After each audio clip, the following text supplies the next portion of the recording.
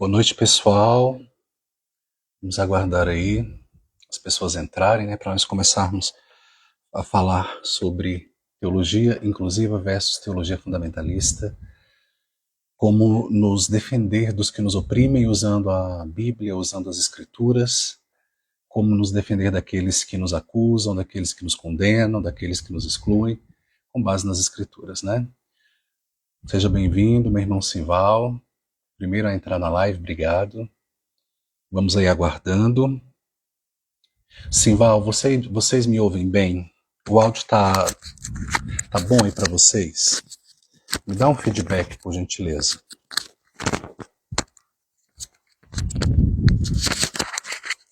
Preciso aí de um feedback com relação ao áudio. Alguém pode dizer, estão me ouvindo?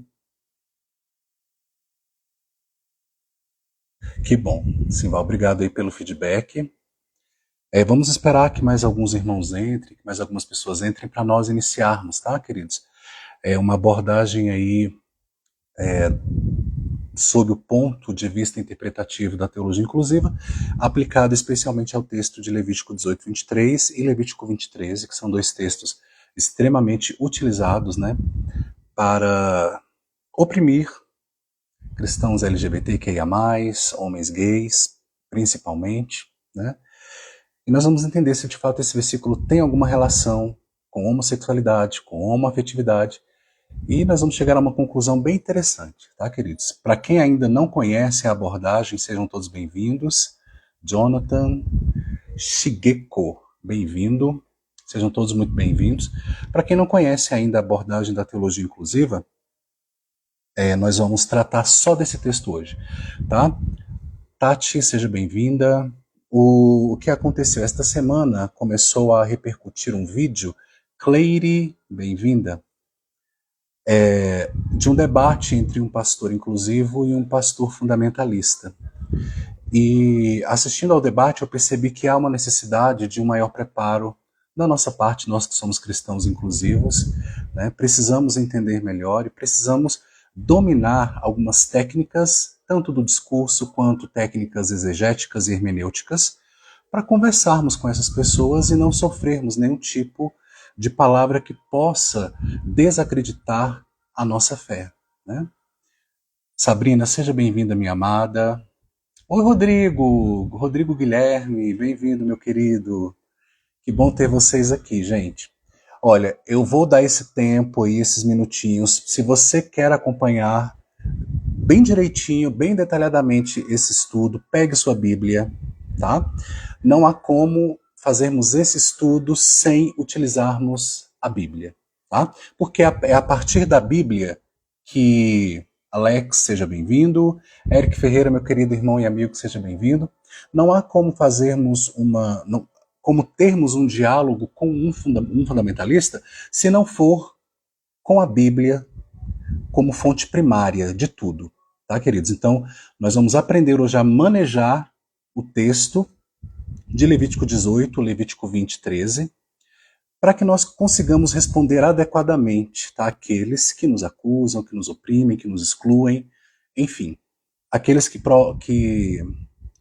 promovem o que eu chamo de homofobia teológica, né, que é utilizar a teologia, utilizar as escrituras para opressão, né, de pessoas Jean Charles, mozão, bem-vindo. Boa noite, meu querido irmão Eric, graça e paz. Então, para você ter o domínio, né, das técnicas exegéticas, hermenêuticas, que são necessárias para conversar, para dialogar com os fundamentalistas sobre esse texto, pegue sua Bíblia, porque é nela que nós vamos encontrar tudo o que é necessário para refutarmos, para dialogarmos e para fazermos com que o nosso opressor, o nosso ofensor, opositor, compreenda que não há naquele texto nenhuma condenação à homossexualidade, à homoafetividade. Eu vou explicar a diferença entre essas duas terminologias, tá? E que possamos tomar posse, irmãos, desse conhecimento, não porque eu tenha seja o dono da verdade, ou seja melhor que ninguém, não é isso. Essa live não é para expor ninguém, a não ser expor a necessidade que nós, enquanto cristãos inclusivos, temos de nos prepararmos melhor para respondermos a todos aqueles que pedem razão da fé que há em nós. Pedro já nos advertia acerca disso. Pastor Fagner, seja bem-vindo, meu querido. Sejam todos aí muito bem-vindos. Pegaram a Bíblia? Podemos começar? Vamos lá? Então, vamos para Levítico 18, o texto tão temido aí por tantas pessoas. Espero que hoje o Bob me deixe concluir a live, porque nas outras lives ele ficava querendo subir aqui, ficava querendo participar, né, irmãos? Então vamos para o texto base, né, irmãos? A gente tem que começar todo o diálogo com o texto base, né? Qual é o texto base? Levítico, capítulo 18, versículo 22, que diz assim: com o homem não te deitarás como se fosse mulher, é abominação.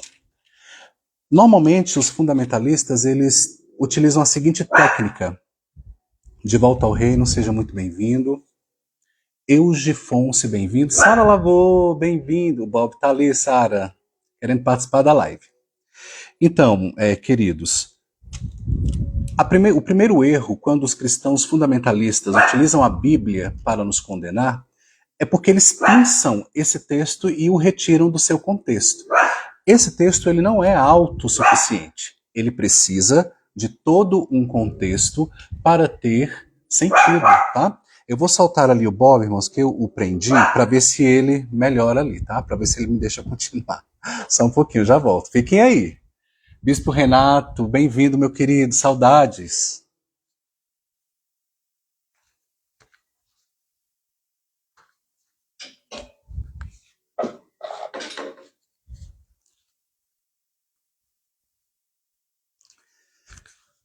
Desculpem aí, amados, pela...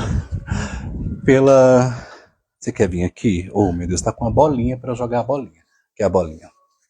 Quem tem pet, né, irmão, sabe que a gente tem que dar toda essa atenção para eles, né? Marcelino, seja bem-vindo. Vão pegando aí a Bíblia. Dodge Amanso, quanto tempo, bem-vindo, meu querido. Então, Levítico 18, 22, com o homem não te deitarás como se fosse mulher, é abominação. Bom, a teologia inclusiva, irmãos, pastora Elu, seja bem-vinda, minha querida. A teologia inclusiva defende que esse texto trata de uma proibição de caráter cultico, de caráter ritualístico. Entretanto, o texto em si, lido de maneira superficial, ele não vai nos dar essa informação de imediato, tá, irmãos? Então, quando alguém nos joga esse texto, joga na nossa cara esse texto, me mostra aí no texto por que essa proibição é ritualística. Qual a sua base para afirmar que essa proibição tem caráter ritualístico? E o texto em si, lido de maneira superficial, não vai nos responder. Então aí a gente fica calado, tem que engolir e, enfim, né? Perdemos ali um debate logo no primeiro round. Então temos que analisar exegeticamente. Primeira regra, irmãos, que não fomos nós que inventamos. A hermenêutica diz, e a exegese também, que uma palavra ela deve ser compreendida pelo seu contexto. Tá? Vamos então observar o contexto desse texto. Tá? Ele está inserido em um corpo maior, né? A partir do versículo 1 do capítulo 18, que diz assim, nós temos que ler, tá, irmãos? Temos que ler. Disse mais o Senhor a Moisés, fala aos filhos de Israel e dize-lhes, eu sou o Senhor vosso Deus. Não fareis segundo as obras da terra do Egito em que habitastes, nem fareis segundo as obras da terra de Canaã para a qual eu vos levo, nem andareis nos seus estatutos. Fareis segundo os meus juízos e os meus estatutos guardareis. Para andardes neles, eu sou o Senhor vosso Deus. Portanto, os meus estatutos e os meus juízos guardareis. Cumprindo-os, o homem viverá por eles. Eu sou o Senhor. Levou a pessoa a ler essa parte para contextualizar? Eu sugiro que você peça para que a pessoa leia. Tá? Eu aprendi essa técnica, irmãos, com as testemunhas de Jeová. Eu estou aqui com um livro que se chama Raciocínios à Base das Escrituras. Esse livro ensina, obviamente, dentro do que as testemunhas de Jeová acreditam, como responder àqueles que lhe cortam a palavra, ou aqueles que lhe ofendem de alguma maneira, tentando utilizar aí a Bíblia para isso. Tá? Nós sabemos que as testemunhas de Jeová são um grupo sectário, tá? Entretanto, não é por ser um grupo sectário que elas, as testemunhas de Jeová, não tenham nada a nos oferecer. Paulo ele fala para nós examinarmos todas as coisas e retermos aquilo que é bom. Por exemplo, irmãos, olha, logo no início, esse livro aqui, não sei se ele é editado, acho que não é mais, ele é feito exclusivamente para as pessoas que se converteram e que são testemunhas de Jeová. Quem é de fora não tem acesso. Na época, lá nos anos 90, eu consegui um exemplar com uma pessoa que era de lá e gentilmente ela me cedeu, tá? O capítulo aqui, daqui a pouco a gente volta para o texto bíblico, tá, irmãos? Só para que os irmãos entendam de que forma eu quero apresentar para vocês o discurso, a estrutura de um discurso para responder aos que são contrários a nós. Então aqui, por exemplo, ó, como refutar os que lhe cortam a palavra. Aí aqui, irmãos, tem resposta para tudo. Se a pessoa disser, não estou interessado, tem uma lista de respostas. Religião não me interessa, tem uma série de respostas. Se a pessoa disser, não estou interessado nas testemunhas de Jeová, tem uma série de respostas. Eu vou até ler uma, para que os irmãos entendam como que o discurso é poderoso para prender uma pessoa, tá? Olha só, tenho minha própria religião. Um exemplo de resposta que elas podem dar. Gostaria de me dizer se a sua religião ensina que chegará o tempo em que as pessoas que amam o que é justo viverão na terra para sempre? Essa é uma ideia agradável, não é?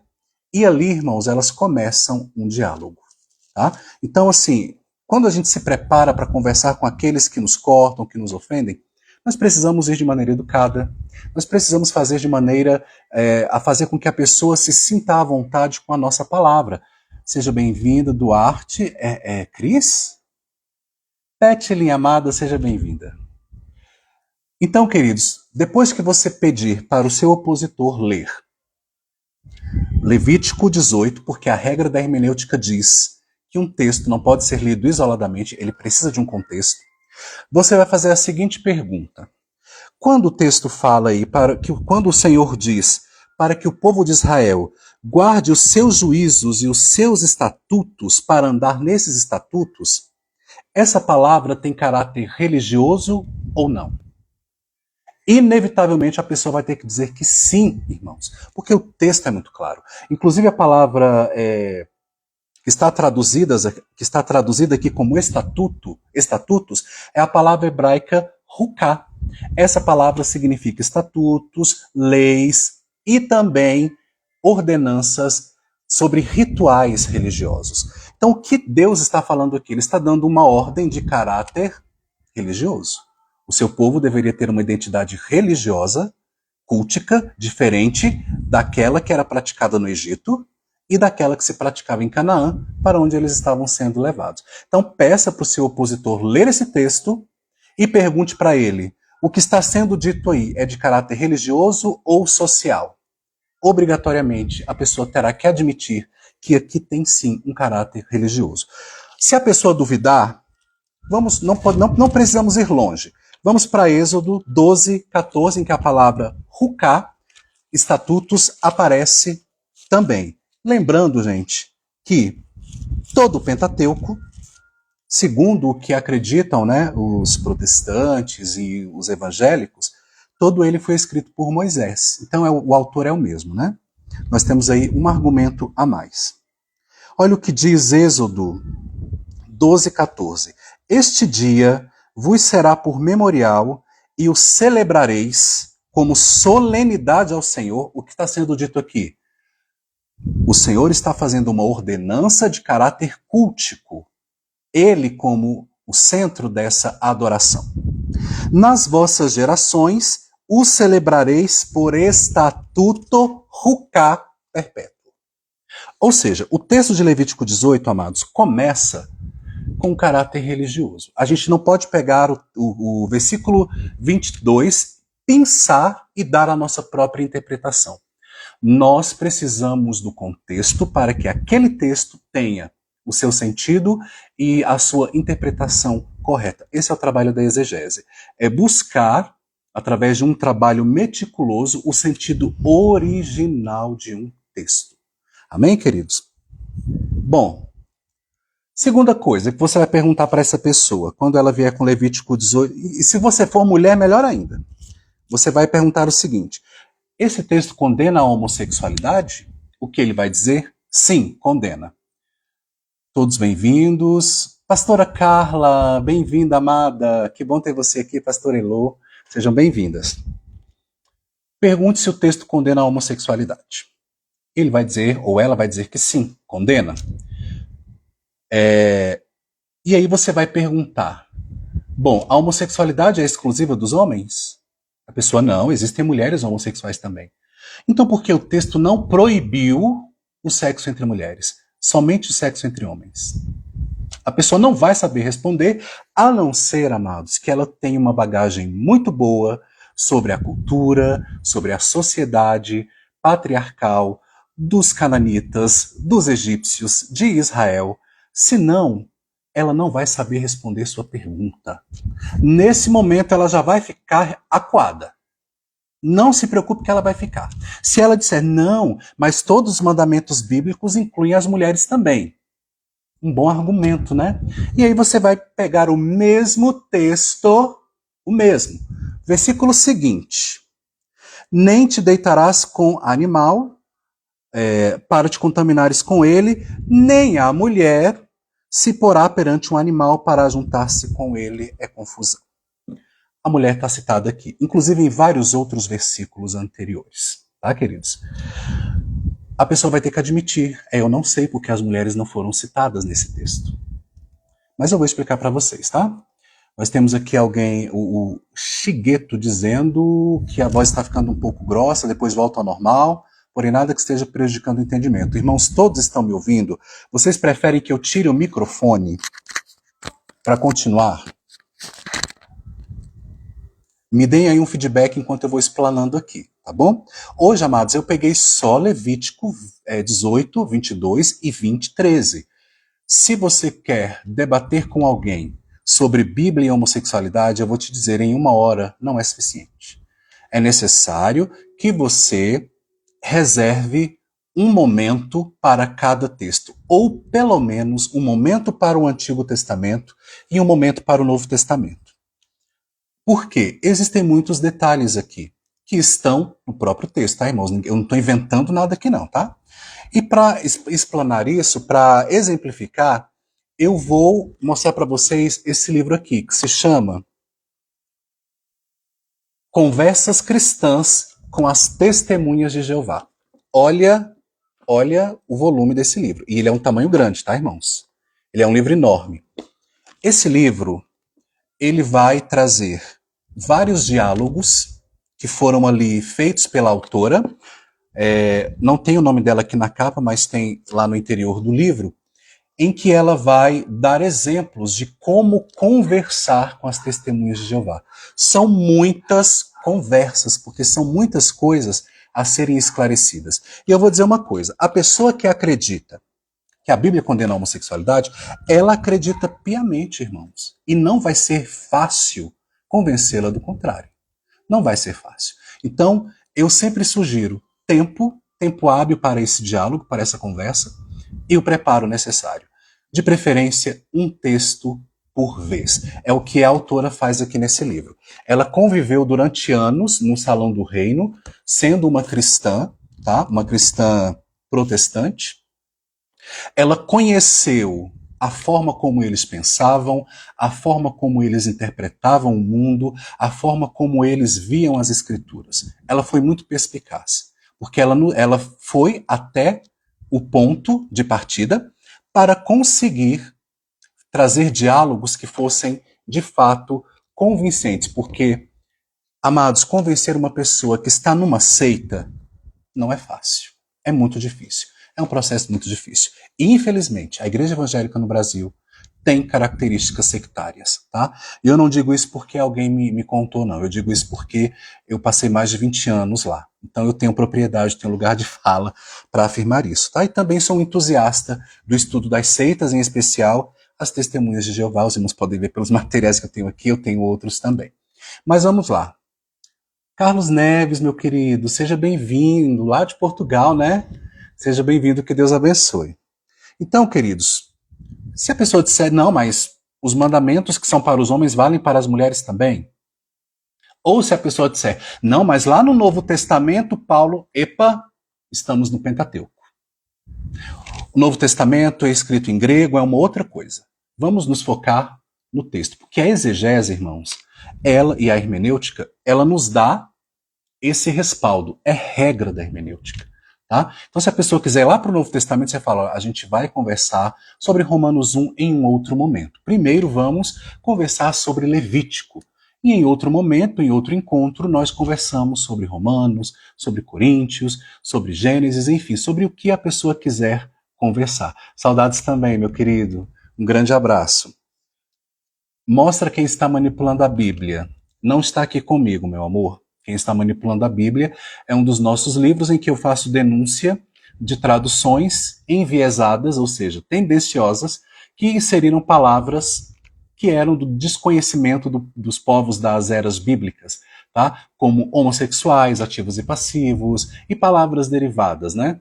Palavras que tiveram seu sentido esclarecido e que foram criadas, estabelecidas a partir da segunda metade do século XIX, mas tem pessoas inserindo essas palavras e esses conceitos em um texto do século I. Nós podemos reservar depois um tempo para falarmos dos textos manipulados, tá, queridos? Inclusive, eu já vou aproveitar e falar logo desse texto aqui, porque a Bíblia Viva traduziu o seguinte, traduziu da seguinte forma, para homens não terem relação com outros, porque o homossexualismo, é isso mesmo, é um pecado terrível. Bíblia Viva, tá? Eu tenho ela ali. Se alguém não acreditar, eu mando a foto, tá? Isso tem no nosso livro Quem Está Manipulando a Bíblia. Bom, nós aqui já fizemos o quê? Contextualizamos o texto, mostramos para o nosso opositor que o texto, o capítulo, sim, contém mandamentos, estatutos de caráter religioso, tá? A adoração aqui deveria ser exclusiva ao Deus de Israel, com todos os ritos aprovados pelo Deus de Israel. Tá? Agora, irmãos, o que acontece? Por que as pessoas utilizam muito esse texto e dizem que a Bíblia condena a homossexualidade? Porque a visão dessas pessoas é tão pequena que elas só conseguem enxergar os relacionamentos homoafetivos pela ótica da prática sexual. E os nossos relacionamentos, irmãos, eles são tão complexos, tão amplos, há uma gama imensa, sabe, de coisas dos nossos relacionamentos. E outra coisa, vocês sabiam que existem casais de homens que não praticam o sexo que está proibido aqui? Porque o que se proíbe aqui é o sexo com penetração entre homens. Existem homens que são casados, que vivem juntos e que não praticam essa modalidade sexual por preferência, porque preferem outras formas. Então, o casal de homens, faça essa pergunta também, tá? Diga, olha, existem casais em que os homens não praticam esse tipo de sexo que está proibido aí. Eles também serão condenados por esse texto? Não tem como, né, irmãos? Porém, a cereja do bolo está na palavra abominação. Tá, irmãos? Depois que a gente contextualizou tudo, que percebemos que o texto, sim, tem caráter cultico, caráter religioso, nós vamos incrementar essa interpretação por meio de uma palavra muito conhecida de nós, cristãos LGBTs, abominação. Quem nunca ouviu, quem nunca foi acusado, né, de estar cometendo uma abominação ou de ser uma abominação, né? Muitos de nós certamente, tá? Então, olha só. O texto caracteriza o ato de um homem se deitar com outro como abominação. Essa palavra no hebraico se chama toevá. E ela aparece em vários textos bíblicos, tá, queridos? Professor Alexandre, toevá, abominação, só significa uma ofensa ritual? Não. Se alguém disser para você que a palavra toevá no Antigo Testamento sempre se refere a ofensas rituais, está errado. Tá? A palavra abominação, toevá, sim, durante grande parte do Antigo Testamento se refere, sim, a ofensas rituais, a ritos pagãos, mas existem outros significados. É uma palavra polissêmica. Ela não tem apenas um sentido. Tá? E como que nós vamos saber que a palavra abominação também é usada em outros contextos que não sejam contextos ritualísticos ou de idolatria? Vamos para a Bíblia, irmãos. Porque eles não vêm com a Bíblia? Vamos nos manter fixos aqui na Bíblia. Leve essa pessoa para o livro de Provérbios. Provérbios, capítulo 11, versículo 1. Vamos ler o que diz Provérbios, que também foi escrito em hebraico, tá? A mesma língua em que foi escrito o livro de Levítico. Estamos aqui no Antigo Testamento.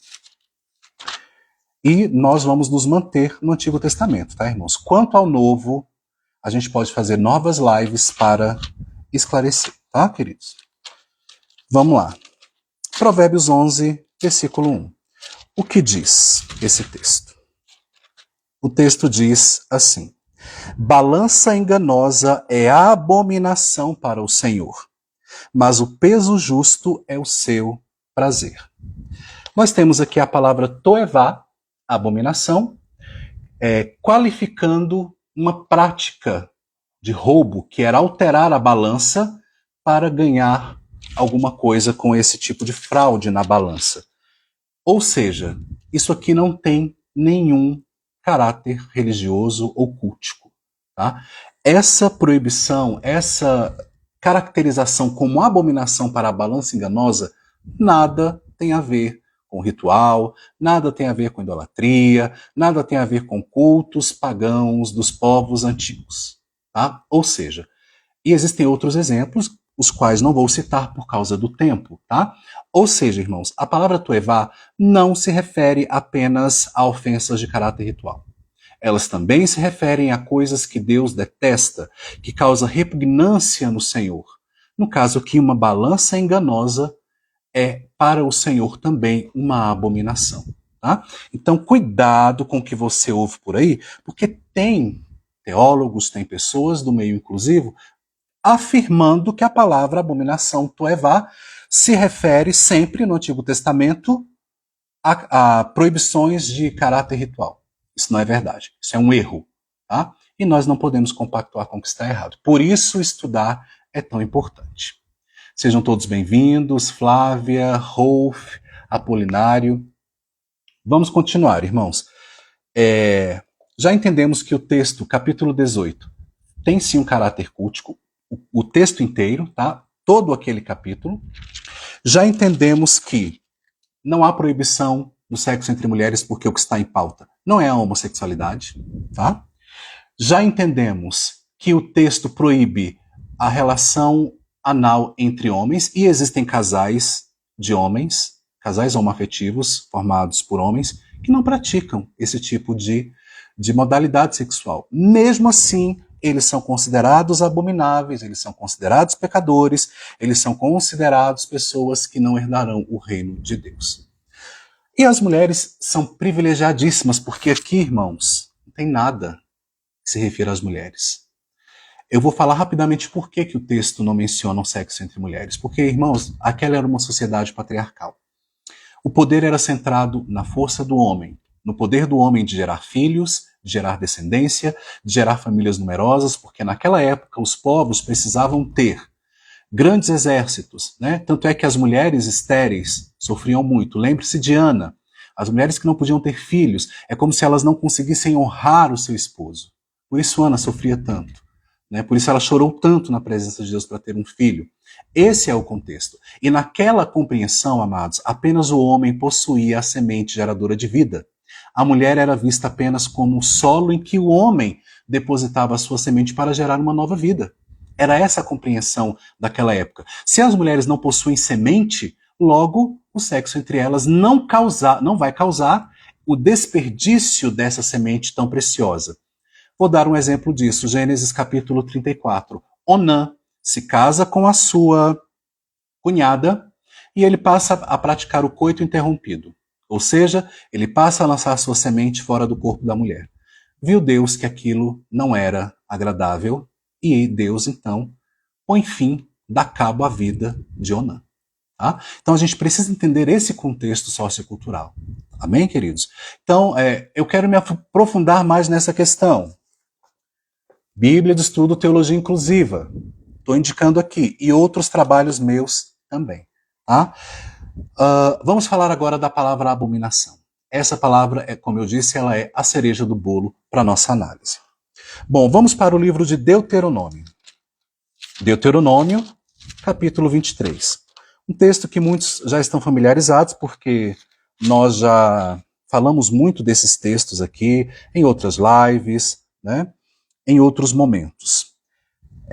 Deuteronômio, capítulo 23. Vamos frisar que esse texto, irmãos, Jefferson, bem-vindo, todos bem-vindos. Tem umas pessoas aqui que eu não consigo ver o nome, porque o nome está um pouco alterado, mas sejam todos muito bem-vindos, tá, queridos? Bom, que tipo de sexo se proíbe aqui? Pergunte à pessoa. Qual tipo de sexo está sendo proibido aí? O sexo entre homens. E você sabe me dizer se existe menção ao sexo entre homens em outros pontos do Antigo Testamento? Talvez a pessoa não vá saber, tá, irmãos? Se ela disser, não, eu não sei, você vai dizer humildemente, de maneira simpática, eu vou lhe mostrar onde há menção, outras menções do sexo entre homens na Bíblia, no próprio Pentateuco. Não vamos nem precisar sair do autor de Levítico. Vamos lá para Deuteronômio capítulo 23. Eu estou lendo na versão revista e atualizada, e eu vou ler do jeito que está aqui, tá, irmãos? Das filhas de Israel não haverá quem se prostitua no serviço do templo, nem dos filhos de Israel haverá quem o faça. Proibição de caráter cultico. Prostituição no templo. As filhas de Israel não devem se prostituir. Isso está também em Levítico capítulo 19. Essa proibição de os pais não oferecerem suas filhas para serem prostitutas no templo. Tá, irmãos? Depois a gente pode voltar a essa questão aqui também. Não trarás salário de prostituição, nem preço de sodomita à casa do Senhor teu Deus, porque uma e outra coisa são igualmente abominação ao Senhor teu Deus. São toevá diante do Senhor teu Deus. Olha que interessante. Aqui essa tradução traduziu por sodomita. Na mentalidade geral das pessoas cristãs, qual foi o pecado de Sodoma, irmãos? A prática homossexual, não é isso? Deus está dizendo aqui, para que não haja sodomitas, nesta tradução. A palavra original é kedesh, que significa prostituto cultual. Essa tradução traduziu por sodomitas, porque as pessoas que têm acesso a essa tradução entenderiam que aqueles prostitutos estavam praticando o tipo de sexo que se praticava supostamente em Sodoma. Ou seja, homens praticando sexo com outros homens. É isso que está sendo proibido aqui. Então nós encontramos no mesmo Pentateuco que Moisés escreveu, peça para que a pessoa leia, tá? E ela vai ler. Não trarás salário de prostituição, das filhas de Israel não haverá quem se prostitua, nem dos filhos de Israel haverá quem se prostitua no templo.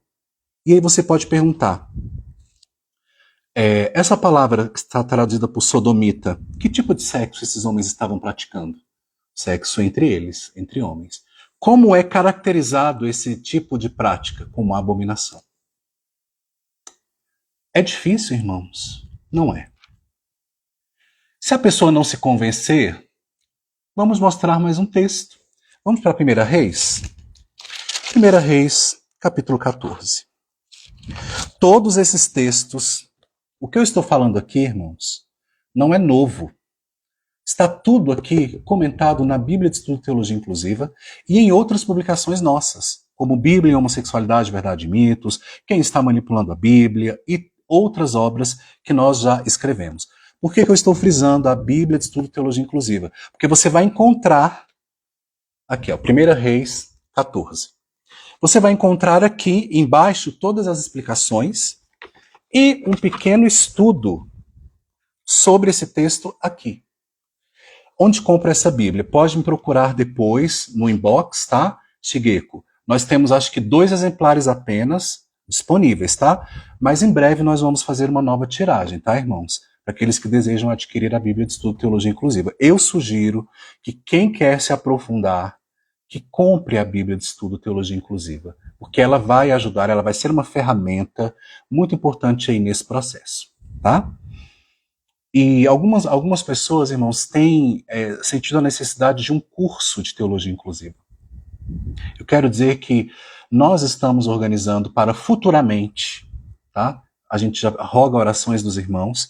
Nós queremos oferecer um curso de teologia inclusiva que seja um curso mais, digamos assim, sistematizado, né? Com método definido. Tá? Então, os irmãos estejam orando nesse propósito, porque nós temos planos aí. Janilton, seja bem-vindo. Nós temos aí planos, né? Que estão colocados diante do Senhor, para nós organizarmos aí, estruturarmos um curso de teologia inclusiva, tá bom, queridos? E aí é muita coisa que nós vamos abordar. Perceba que aqui, essa live já está em quanto tempo, irmãos? Mais de 1 hora. E nós estamos ainda falando de Levítico, tá? Bom, existe outro texto em que o sexo entre homens é mencionado e é qualificado como abominação? Sim. 1 Reis, capítulo 14, vamos lá? Versículo 24. Olha que maravilha, irmãos. Havia também na terra prostitutos cultuais, Kedesh. Algumas traduções colocaram sodomitas, tá? Fizeram, olhe, preste atenção.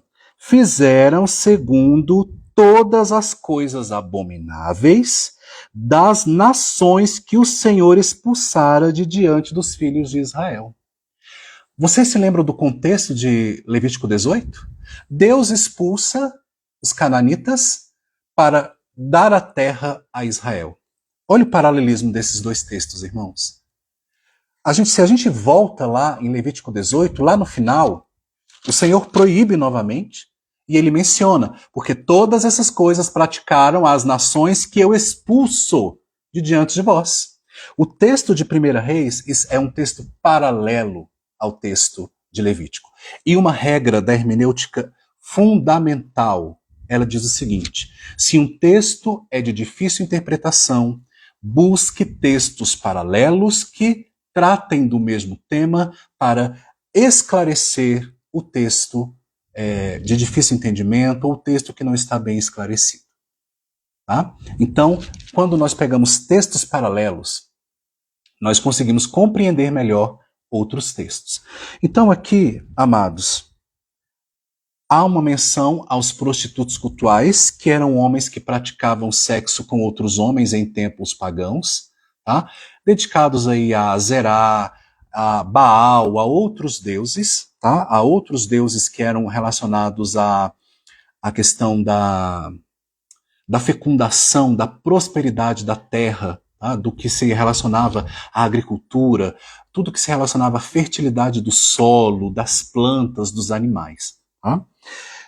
Aqui há uma menção aos prostitutos e eles fizeram segundo as abominações que o Senhor proibira e que eram praticadas por aqueles que o Senhor expulsara de diante dos filhos de Israel. Está claro agora, amados, o texto de Levítico? Está muito claro. Será que quando o Senhor ele coloca essa norma para o povo de Israel, será que eles entenderam de outra forma? Será que eles compreenderam como um casamento entre 2 homens? Irmãos, isso não fazia parte daquela cultura. O casamento entre pessoas do mesmo sexo não fazia parte daquela cultura. O que fazia parte daquela cultura? A prostituição cultica, em que homens tinham relação sexual com outros homens. Era isso que Israel conhecia. Então, quando o Senhor diz, olha, não, um homem não deitará com outro como se fosse mulher, é abominação, ele está dizendo para aquelas pessoas o seguinte: não façam, não pratiquem esse tipo de culto, porque é abominação, é abominável aos meus olhos. Esse texto nada tem a ver com a intimidade entre 2 homens que se amam e que constroem uma família juntos. Até porque esse tipo de casamento, de união, não existia, irmãos, naquela época. Não existia casamento homoafetivo nas eras bíblicas. Era uma sociedade patriarcal.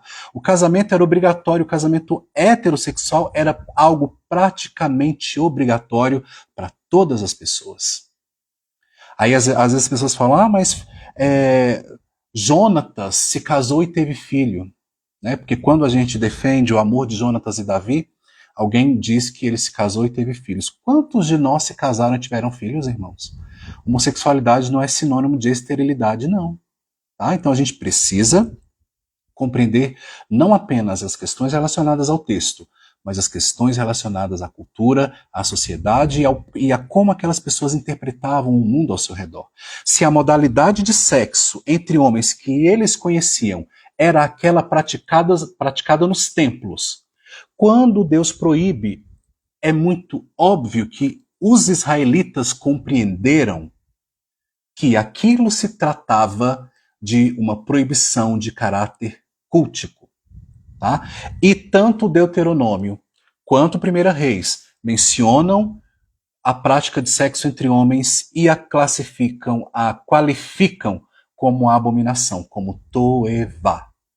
Não pode restar dúvidas de que esse texto nada tem a ver com homossexualidade, que é a orientação, nem com homoafetividade, que é o exercício dessa orientação.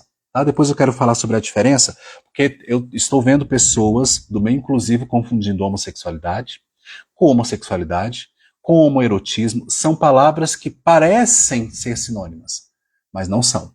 Elas têm nuances que as diferenciam. Tá?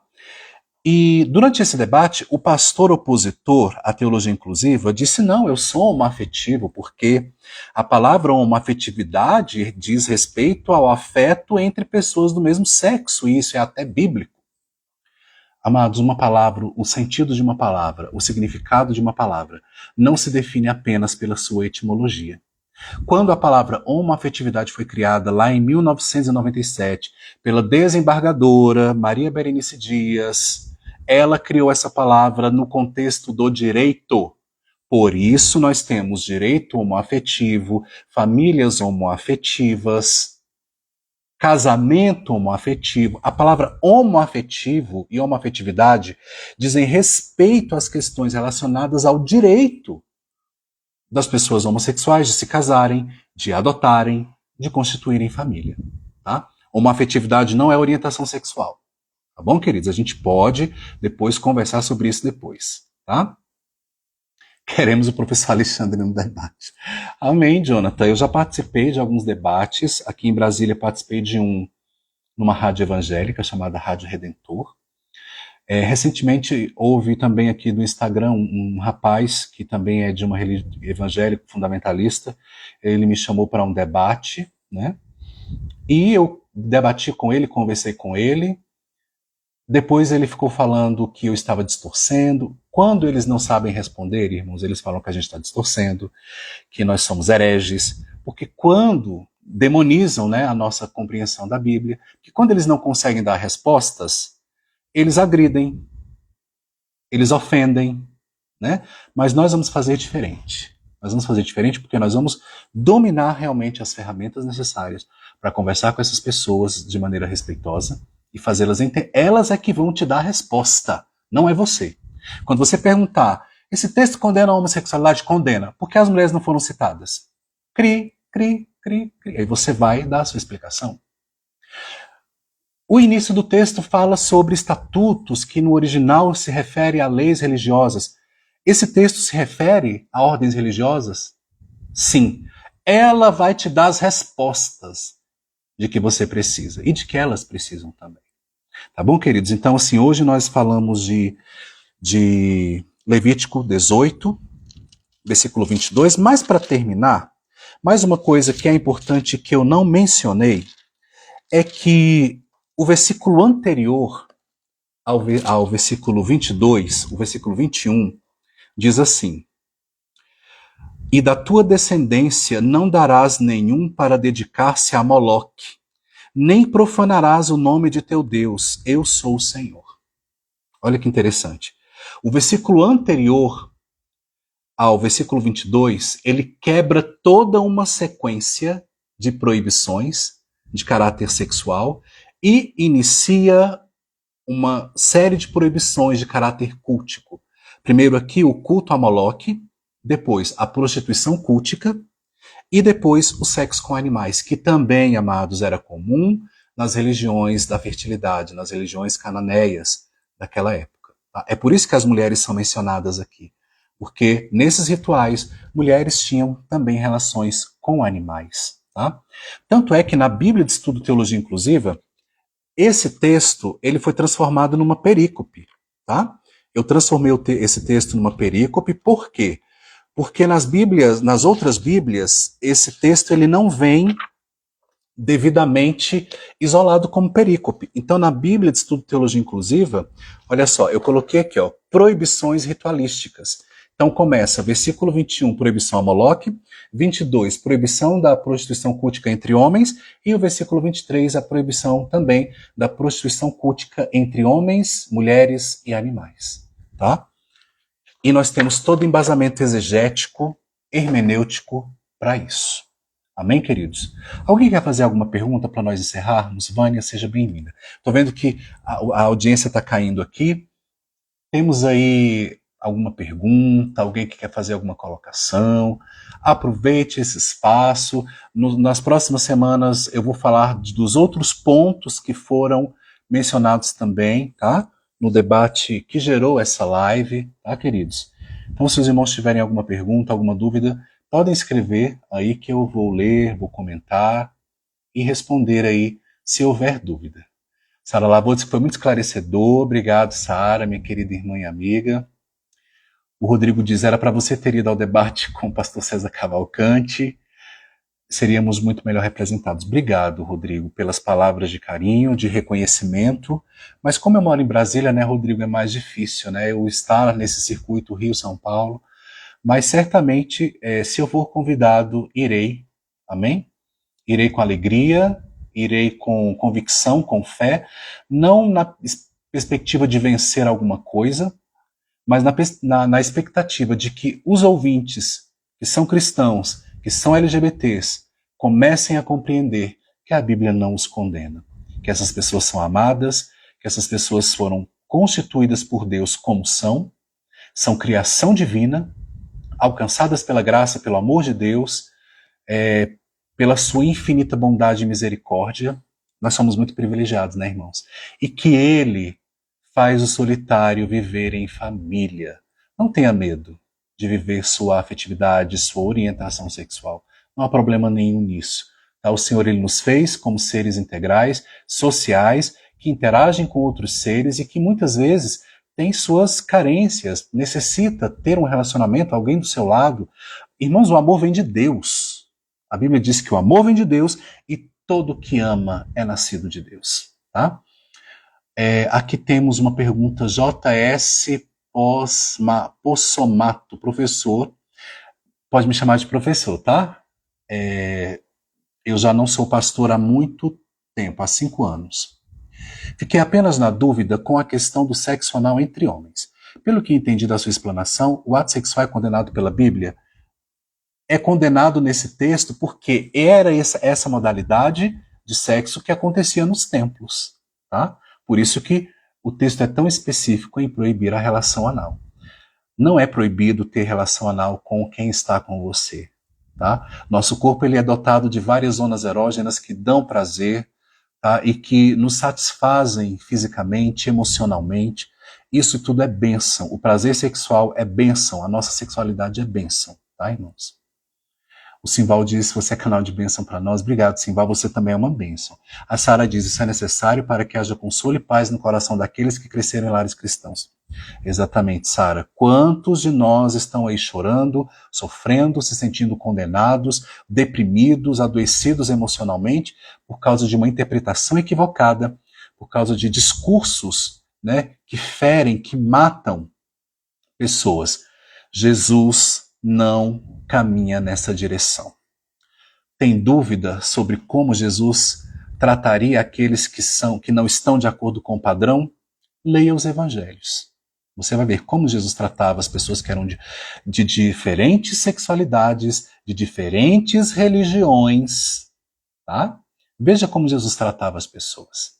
Sempre com muito respeito, nunca impondo que as pessoas crescem nele, nunca impondo os mandamentos de Deus para as pessoas, mas sim exercendo amor, demonstrando misericórdia. E ainda assim, os religiosos o prenderam, o crucificaram, o torturaram e o mataram, né? O irmão está dizendo aqui, entendi, o texto foca especificamente na questão ritualística, então, exatamente isso. É numa questão ritualística, que não está em pauta a intimidade entre duas pessoas, dois homens que se amam e que têm momentos ali que dizem respeito apenas a eles, tá? O irmão Simval disse que eu estarei com eles no encontro de fé via Meet na quarta-feira, tá, irmãos? O Eric dizendo, galera, vamos todos compartilhar a live para alcançar mais pessoas com a verdade. Essa live vai ficar gravada, tá, irmãos? Então, quem quiser depois acessar a live, volte aqui no nosso perfil, tá? E assista novamente. Eu tenho um canal no YouTube, tá? Teologia Inclusiva em Foco. Você pode encontrar o meu canal também pesquisando por Professor Alexandre Feitosa. Lá tem vários vídeos em que eu trato sobre prostituição cultica, quem eram os prostitutos cultuais, qual foi o pecado de Sodoma, Levítico condena a homossexualidade. Tem vários vídeos lá, então acessem o canal, se inscrevam no nosso canal, irmãos. Nos deem essa força aí, tá bom? Nós temos aqui mais uma colocação do Jonathan, o que às vezes confunde muito no meio inclusivo. Deus não condenar a homossexualidade não significa que ele apoia a promiscuidade. Exatamente. Tenho falado aqui desde o início sobre relacionamentos, né, irmãos? Não está em pauta aqui o tipo de sexo predatório praticado em outros contextos que não dizem respeito a uma afetividade, tá bom? Sara está dizendo aqui, envie a live para quem precisar ouvir. Obrigado, Sara, pelo apoio. João Bosco acabou de entrar, seja bem-vindo. Irmãos, é isso, tá? Então, assim, muito obrigado pela participação de vocês, muito obrigado pelo carinho, pelas colocações. O Jonathan ainda colocou aqui. Vejo muitos cristãos inclusivos que têm relacionamento aberto e ainda defendem que Deus não condena a homossexualidade. O Eric está dizendo, aguardamos mais lives abençoadas com esse professor. Amém, queridos. Obrigado aí pelas colocações. Obrigado pelas palavras, tá? E assim, eu gostaria de colocar algo muito importante. Eu já fui pastor, eu já estive, já fui membro, já estive dentro de uma igreja inclusiva, dentro da instituição. Eu não sou mais pastor porque compreendi que o meu chamado não é esse, a minha vocação não é essa. Minha vocação é o ensino. Hoje eu não faço parte de nenhuma denominação inclusiva, embora tenha muito apreço pelas igrejas e tenha muito apreço pela teologia. Sou um entusiasta, estudo o assunto e procuro contribuir da melhor maneira possível. Apóstolo Alain, isso é hora, macho. Mas que bom que você chegou aqui, apóstolo. Então, queridos, eu não estou submetido a nenhuma denominação religiosa, tá? Porque eu percebo às vezes que as pessoas que estão no meio inclusivo ou me cancelam ou me julgam por eu não estar dentro de uma igreja inclusiva. Isso foi uma opção que eu fiz, tá? Sei que Deus não me condena por essa opção porque Ele conhece meu coração, né? Então, eu não sou pastor, não estou submetido a nenhuma igreja inclusiva, a nenhuma, digamos assim, compreensão ou mandamentos ou costumes ou qualquer uma outra coisa que esta ou aquela igreja inclusiva pregue. Tá, queridos? O nosso ministério, Teologia Inclusiva, ele é um ministério independente, tá bom? Então é isso. Obrigado, Jonathan. Obrigado aí pelos parabéns, pela presença e continuamos. Olha, apóstolo Alain, volte à live para você assistir, tá? Queridos, saudades de vocês, tá? Pessoas com quem eu convivo e que são muito especiais. Um abraço, um ósculo santo, né? Para todos vocês, que Deus abençoe.